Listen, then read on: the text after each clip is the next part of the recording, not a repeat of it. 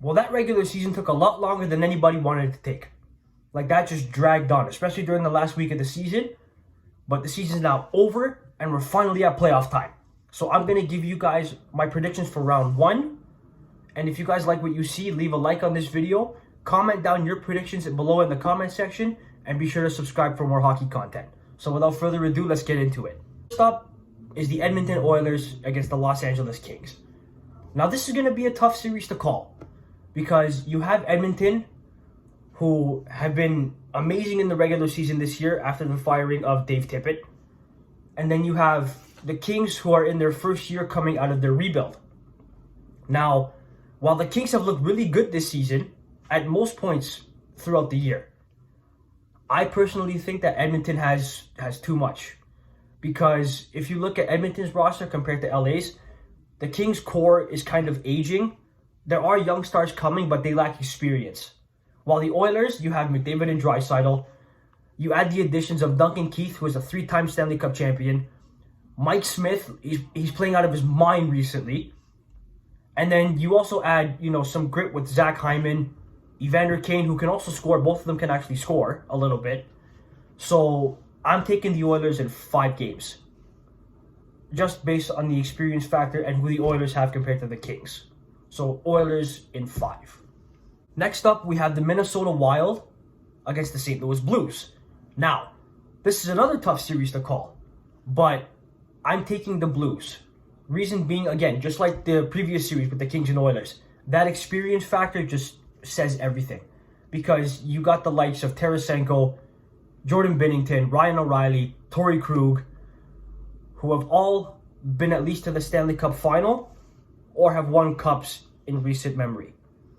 And they're more built for the playoffs. They're a heavier team. They'll grind. They'll cycle.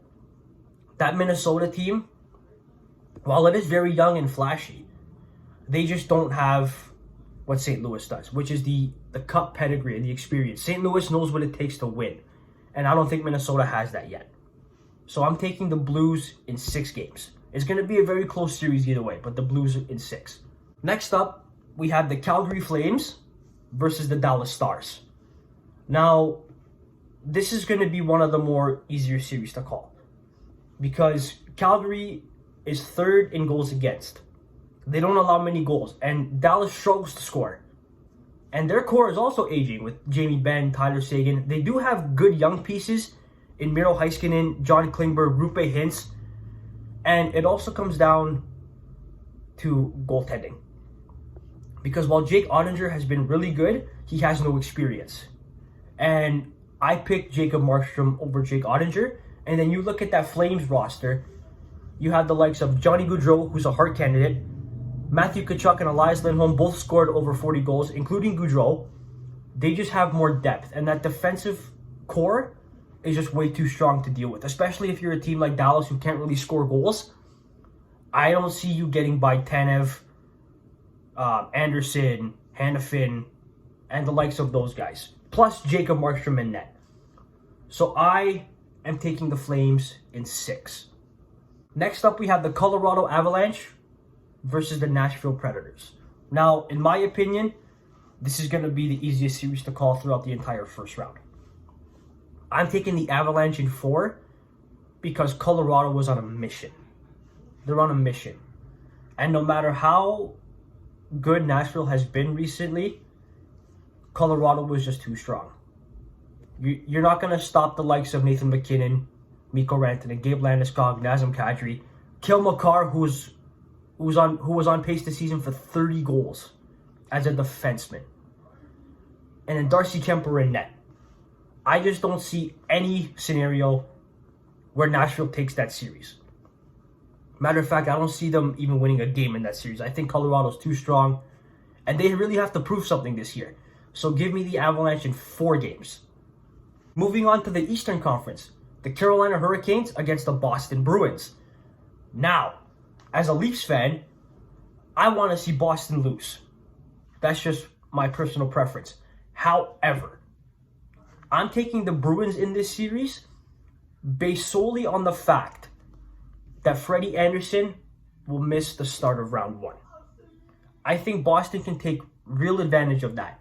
And I know you're going to take a look at the season series, and the Bruins have been outscored 16-1 throughout the season by Carolina.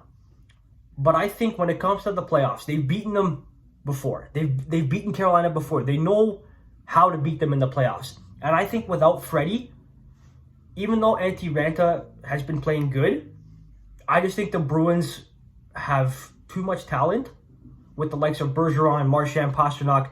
Now you add Taylor Hall, Eric Hall, Jake DeBrusk had an amazing year, Charlie McAvoy, Matt Grzelcyk. I just think that team has what it takes to beat the Hurricanes again. So give me the Bruins in 6 games. It's going to be a close series because Carolina is a very good team. I just see Boston coming out on top there. Next up, we have the Florida Panthers against the Washington Capitals. This is another easy series to call.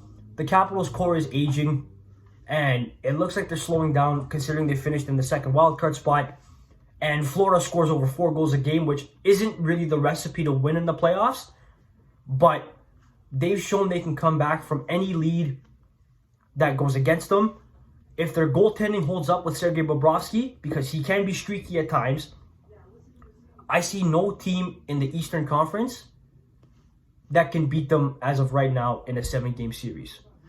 So give me the Panthers in 5 games. 5 games. Next up, we have the Pittsburgh Penguins against the New York Rangers. I'm taking the Rangers personally because while the Penguins' core is aging and the Rangers just have so much young talent with Panarin, Lafreniere, Chris Kreider had an amazing season, Filipino, Adam Fox on the back end, former Norris Trophy winner, and then you have Igor Shesterkin, who in my opinion will be a finalist for the Vezina. So I don't see that Penguins offense getting through that netminder. He's just too strong. He's too technically sound in his crease. Give me the Rangers in 6 games. I do see the Penguins winning a couple of games just based on their experience and their pedigree with Sidney Crosby and Evgeny Malkin. But the Rangers are just too strong. They're too young. And I think they're going to prove too much for the Rangers. Finally, we have the Toronto Maple Leafs against the Tampa Bay Lightning. Now, as a Leafs fan, I want to pick the Leafs, but my trauma is telling me to not pick them because they have not won a first-round series in 18 seasons. And in order for them to finally win a round, they have to beat the back-to-back Stanley Cup champions. And until I see it happen, until I see this team win a round, I will have no faith. I have no confidence they can do it. So give me the Lightning in 7 because the Leafs are a very strong offensive team and their defense has really improved, especially with the likes of the additions of Lyubushkin and Giordano. Now, if Jack Campbell can provide elite goaltending like we've seen over the past 5 or 6 games, and even if he can get back close to November, Jack Campbell, I can see a scenario where the Leafs win. But with the Lightning Cup pedigree, they win back-to-back cups. You have Andrei Vasilevsky in net, who is just a beast when it comes to playoff time, along with Victor Hedman and the likes of Point, Kucherov, Stamkos, Killorn, Andre Palat. The list goes on and on. That team is way too strong, both offensively, defensively, and in net. So the Leafs would have to play out of their mind. Trust me, I want to believe they can do it, but I'll believe it when I see it. So I'll give me the Lightning in 7 games. So I hope you enjoyed my predictions. If you have any of your predictions down below, be sure to leave them in the comment section and I will gladly debate them. I can agree with them. We can have a nice fun debate in the comment section. So leave a like, leave a comment, hit the subscribe button for more, and I'll catch you guys next video, which will be the start of the second round. Until then, take it easy.